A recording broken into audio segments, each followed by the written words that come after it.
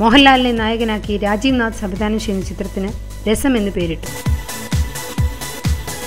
ലാലിനൊപ്പം നൈല ഉഷിയും ഇന്ദ്രജിത്തും പ്രധാന വേഷങ്ങളിലെത്തുന്ന ചിത്രം പാചകത്തിന്റെയും രുചികളുടെയും പശ്ചാത്തലത്തിലൊരുങ്ങുന്നു. പാചകവും രുചികളുമെല്ലാം വരുന്നുണ്ടെങ്കിലും ചിത്രത്തിന്റെ ഏറിയ പങ്ക് നടക്കുന്നത് ദുബായിലായിരിക്കും. കേരളത്തിൽ കാറ്ററിംഗ് സർവീസ് നടത്തുന്ന നമ്പൂതിരി യുവാവ് ദുബായിൽ നടക്കുന്ന ഒരു വിവാഹത്തിന് വിരുന്നൊരുക്കാനായി ക്ഷണിക്കപ്പെടുകയാണ്. അവിടെ എത്തി വിവാഹ വിരുന്നൊരുക്കുന്ന ഇയാൾക്ക് ഉപദേശം നൽകാനെത്തുന്ന കഥാപാത്രമായി മോഹൻലാലും കാറ്ററിംഗ് പണി നടത്തുന്ന യുവാവായി ഇന്ദ്രജിത്തും അഭിനയിക്കുന്നു. ഇവർക്കൊപ്പം നെടുമുടി വേണു മറ്റൊരു പ്രധാന കഥാപാത്രമായി എത്തുന്നു.